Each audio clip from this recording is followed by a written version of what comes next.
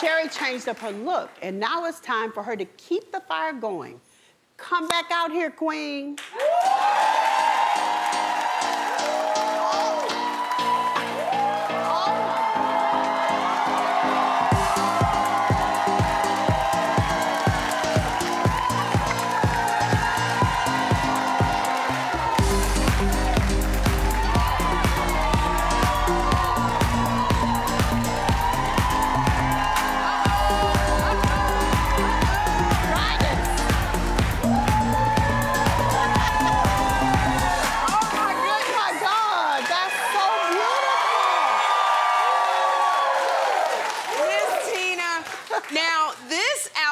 Miss Beyonce opened up her Toronto show with this look. So, oh my God, I'm trying my best. How'd you like it, Miss Tina? I love it, and the fan is, I mean, it's everything. That's in my contract, the fan.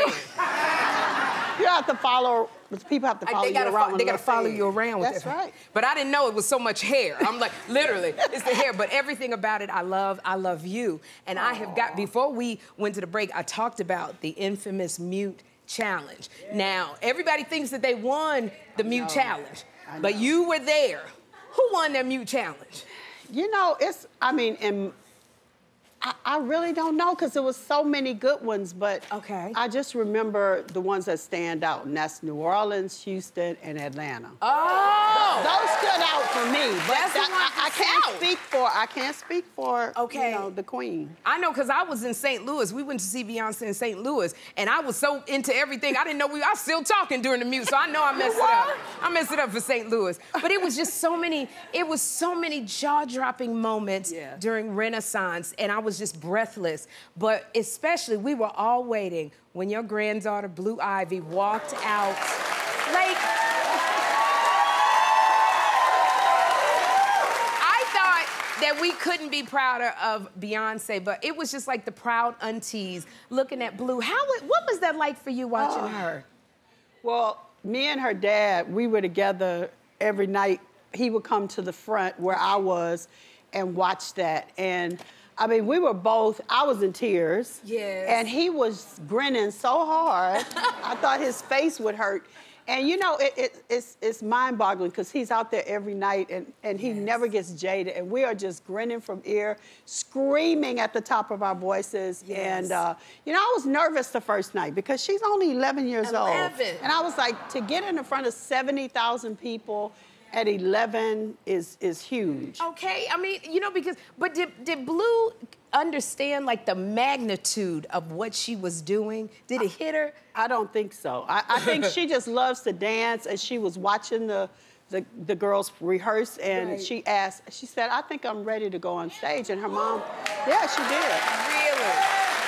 And her mom said, no, I don't think so, Blue. And then she thought about it, and she said, you know, if you work hard and you really come with it, then we'll let you go one time. So it was supposed to be a one-time thing. Oh, and it turned out to be the whole tour. Because, I mean, it was magical, and she just, you know, her confidence just grew and grew, and I mean, it was a beautiful thing for her. Literally, Blue Ivy doing this tour. I said that had to be what I did for the summer, my book report for the winter, my thesis, everything. But I love the fact, because we felt like family at the tour, but the tour itself, the heart of it is family. It's family. And also, I noticed that it honors your nephew known as Uncle Johnny, who had sadly, he passed away.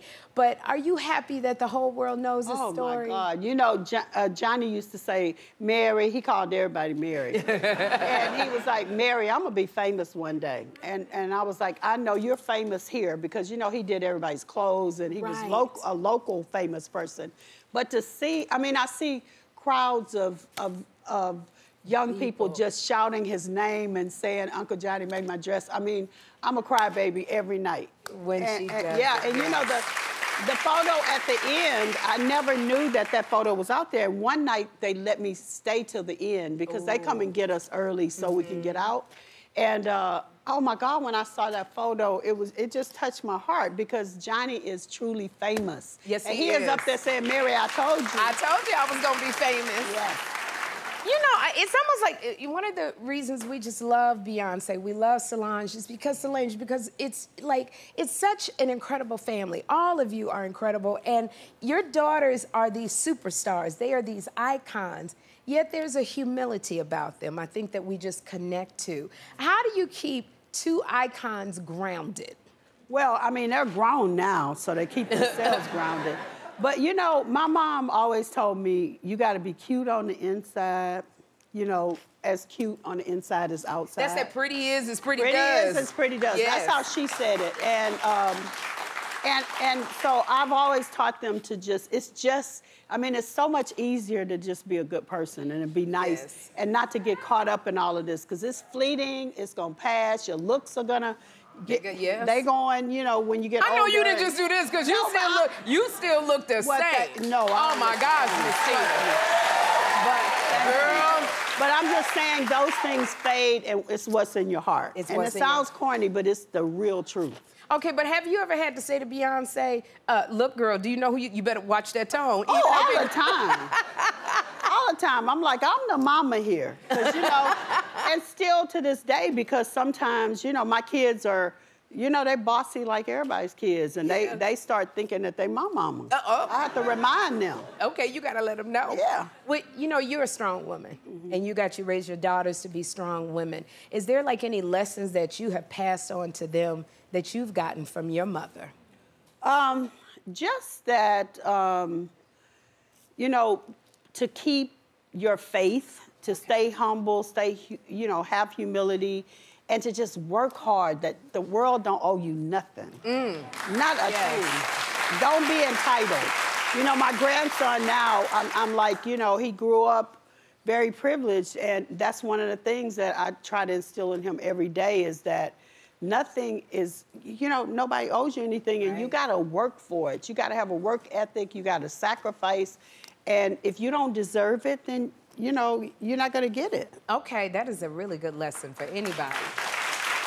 I know that you yourself grew up, you had the performing bug, and you grew up. So is it safe to say that Renaissance started with you? Well, maybe.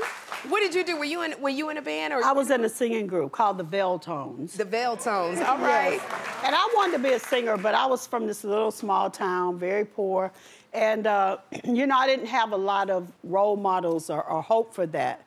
And nobody to really push. You know, my mom was like, go get you a good government job, you're gonna be good, you know? Yeah. But that's why I was so adamant about whatever my kids wanted to do, I just wanted to support it and be there 100% for them. Yes. Yeah. It's so, the creativity that explodes from both of them, Solange and Beyonce, and they're so different and so, you know, in their creativity. And I know this film coming out, the Renaissance film, it's about to come out. I am so excited. I know you can't say much, but is there anything we can expect in the Renaissance film? Well, just more, I mean, the concert within itself is amazing, but it shows things up close and personal, things that you might have missed. And there's so many different things and so many personal elements in it. You know, the documentary part is, of course, my favorite part. It's amazing. Because it's like, just one thing, like when Beyonce disappears backstage, what's some of the things that she goes through?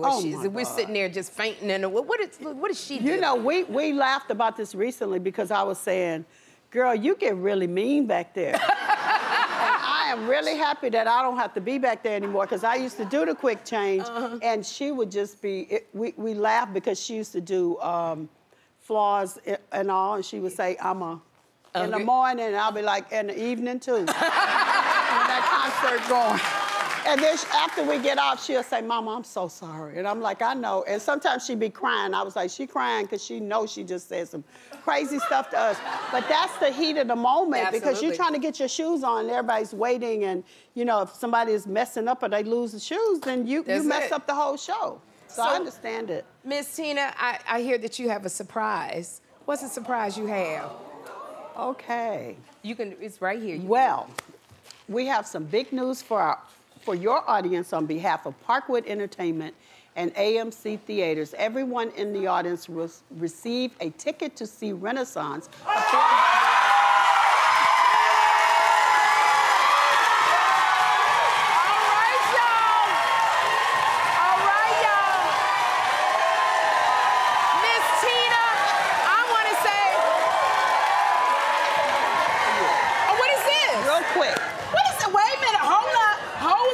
What is this? Oh, wait a minute. Is this her